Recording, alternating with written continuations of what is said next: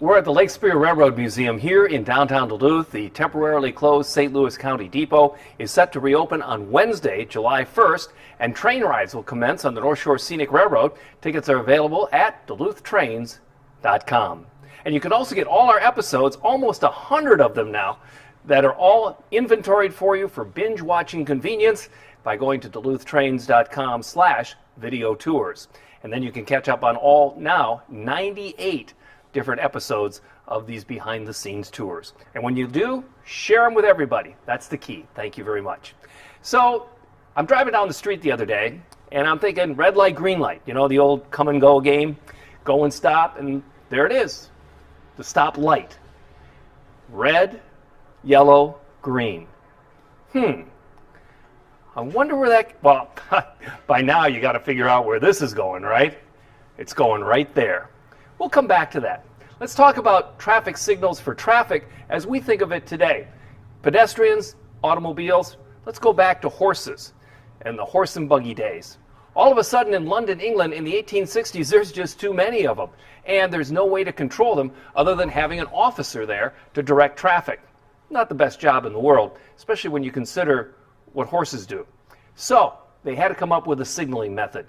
And a guy by the name of John Peake Knight, who was a former railroad guy, came up with the idea of signal lights and a semaphore.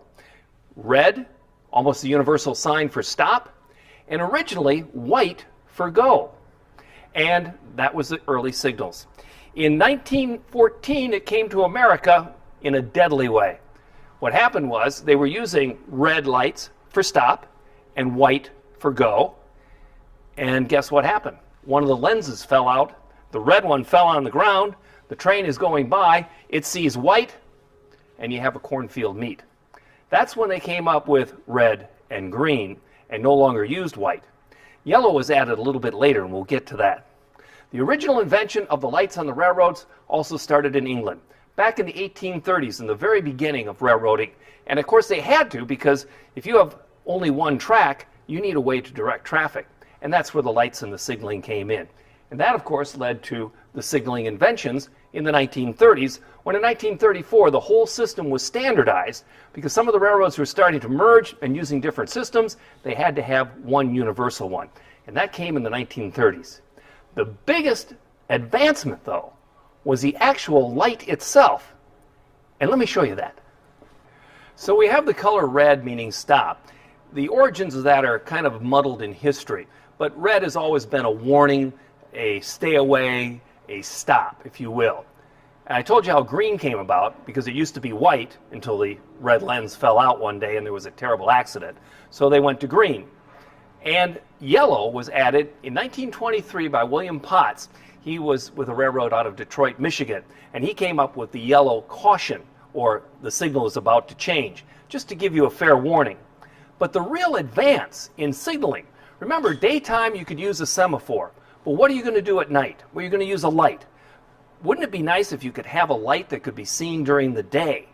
And that is where Augustine Jean Fernell comes in. He's a Frenchman. In 1823, he invents the Fennel Lens, which is a multifaceted lens to focus the light. He did it, of course, for lighthouses, and they say it's the lens that saved 1 million ships, because the light could be focused, and like a laser, it could be traveled for many more miles and be seen. This is what happened when Dr. Churchill got a hold of that idea. He was working with the Corning Glass Company, and in 1904, he came up with the idea of putting the Fernell aspect of the multi-layered lens behind a clear coating cover of glass so that it wouldn't get dirty and you wouldn't have to clean all those little pieces. In a lighthouse, that's not a problem, but on a railroad, you have to keep it clean. His invention, by the time it was refined, as I said, in the 1930s when the standards were set, a 35-watt bulb behind one of these special lenses could be seen for 3,500 feet during the day. And all of a sudden, instead of semaphores or all other signaling, now you have the lamps. And that is how it changed. And of course, it was all adapted to automobiles today, because as you know, if you work it hard enough, it all comes back to the railroad. But you knew that, didn't you?